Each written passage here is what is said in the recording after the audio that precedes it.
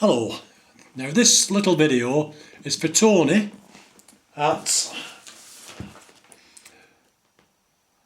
Into Wallington FC. Right Tony, it's just a bit of advice.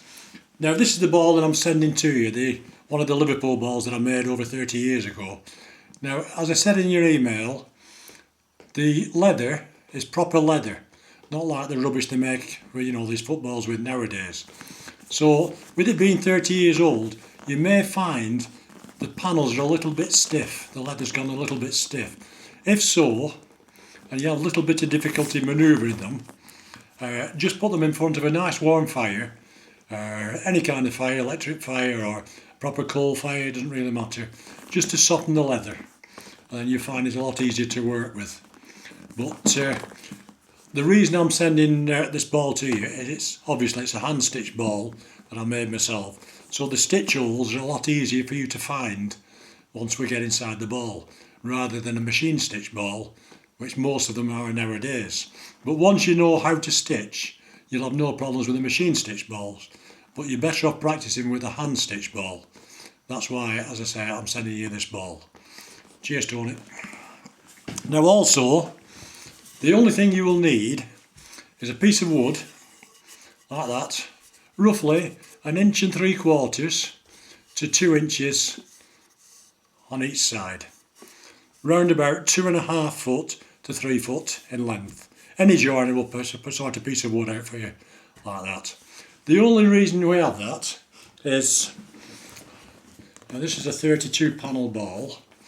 If, to begin with, you have difficulty lining up the bladder with the valve hole there, obviously the bladder goes inside, but you've got to line it up with that hole, so that when your valve needle goes in, it goes inside the bladder as well.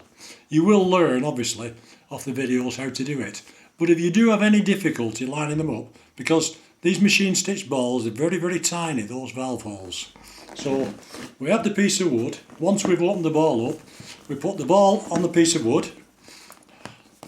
We find the hole, which is there at the top. Then we send the leather punch to it, to that hole. Now I've enclosed a leather punch in your kit, and also a hammer. Now this camera's a little bit, let me just turn the camera up so you can see it better, Tony. Right.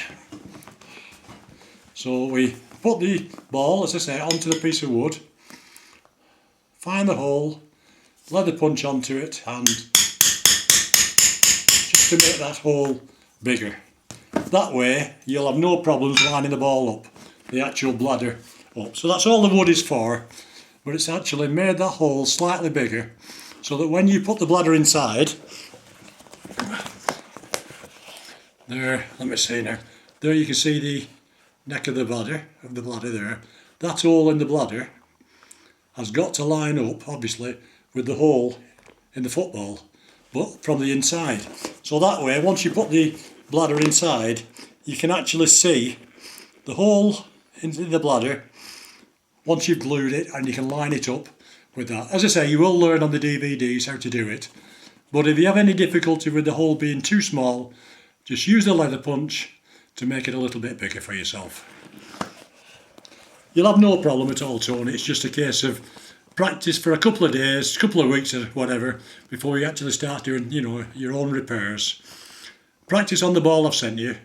You can open any panel up because it doesn't really matter. Once you know how to put the bladder inside the ball, we always open the ball when you're doing the repair. There's the valve hole. We always open it at the furthest point away.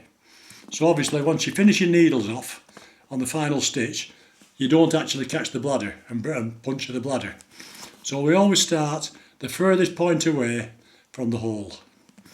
Now, when you're practicing, once you know how to put the bladder in, obviously you will start to learn how to finish the ball on that stitch. But once you know how to do it, and you open it up again, you can open it on any panel just to practice the stitching, how to finish the ball off. You don't have to put the bladder back inside the ball once you're practicing. So therefore you can use any panel, doesn't really matter which one you use, it just gives you that bit of practice before you start to repair your own club footballs. I think that's about all you need to know, Tony. Everything else is on the DVDs for you. If you have any problems at all, just get in touch and we'll resolve them. But I say the main thing is, with this ball I've sent you, if you can, by all means get a hand-stitched ball, an old hand-stitched ball. You may have hanging around the clubhouse, or you may know somebody's got an old hand-stitched ball. Mitre Multiplex is the perfect type of ball if you can get them, just to practice on. But I say, I'm enclosing this just in case you can't find one. Alright Tony, all the best. Thanks mate.